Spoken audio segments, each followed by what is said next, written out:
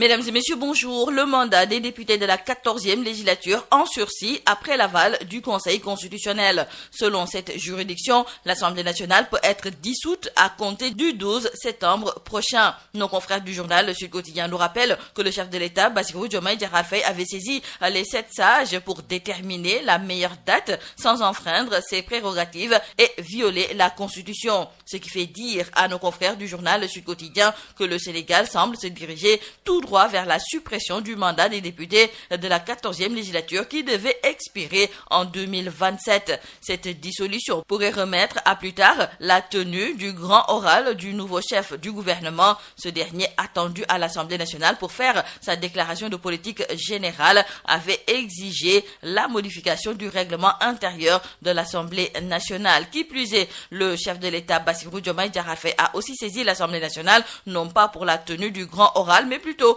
pour un projet de loi portant modification de la constitution du Haut Conseil des collectivités territoriales et du Conseil économique, social et environnemental. Les députés de la majorité qui ont décrié dans une large mesure cette initiative du chef de l'État vont-ils bloquer ce projet de loi ou non? On le saura dans les prochains jours. Hier, le Premier ministre Ousmane Sonko a dirigé une réunion interministérielle pour optimiser la gestion de l'énergie et réduire les coûts dans l'administration publique. Dans le journal 24 heures, nos confrères nous font savoir que la facture d'électricité de l'État du Sénégal culmine à 71 milliards de francs CFA. Dans le quotidien Le Soleil, nos confrères nous parlent de 17 mesures prises pour réduire la facture de l'État. Et dans l'immédiat, retournons avec nos confrères qu'il a été retenu l'élaboration d'une note circulaire de la primature au ministre afin de faciliter l'accès aux locaux administratifs ciblés pour la réalisation d'études préalables à l'installation des prises intelligentes et technologiques d'efficacité énergique et accompagnement pour les opérations.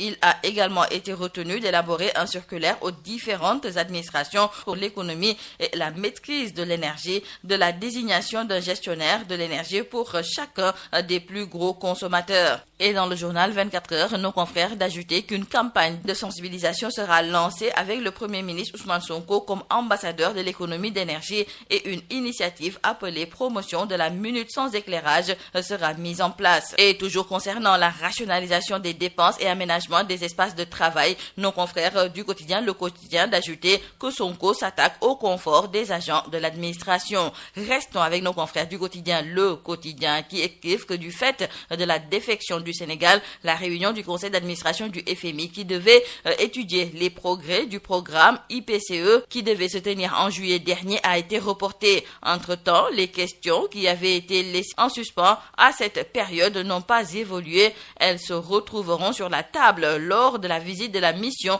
du FMI qui vient à Dakar à partir du 5 septembre et nos confrères se demandent comment le gouvernement va s'en sortir. Parlons du ministre de l'Agriculture et de l'Élevage qui a essuyé la semaine dernière une salve de critiques à l'égard des acteurs de l'élevage.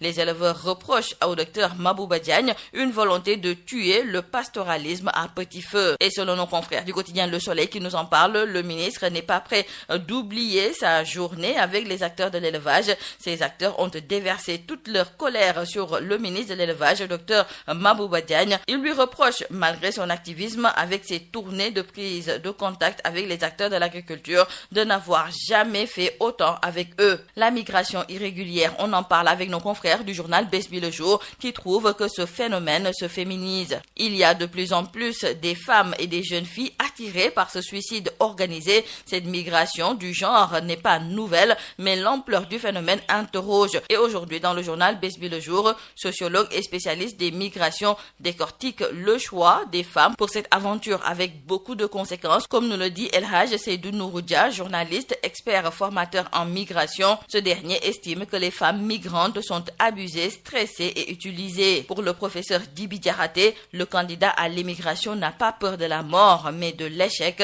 Et le docteur Céliba, sociologue, d'ajouter que la peur n'est pas liée au sexe. Terminons par le sport avec nos confrères du quotidien Le Soleil qui nous parlent des qualifications CAN 2025. Hier, le sélectionneur national Aliou Cissé a dévoilé son groupe pour les 2 premières journées des éliminatoires de la CAN 2025. L'équipe du Sénégal démarre la compétition au stade Abdoulaye Wade avec le duel qui l'opposera le 6 septembre prochain au Burkina Faso. 3 jours plus tard, il fera face au Burundi. Et le sélectionneur national Aliou Cissé, comme attendu, n'a pas opéré de changement majeur. Il a opté pour la continuité par rapport au groupe des derniers matchs en juin dernier contre la RD Congo et la Mauritanie. El Hadj Malick Diouf reste le seul novice du groupe. Les changements ont été notés sur les absences de John Lopi, Abdoulaye Niakhaté Ndiaye ou encore Harouna Sanganté et Boulaye Dia. C'est tout à vos journaux et très bonne lecture.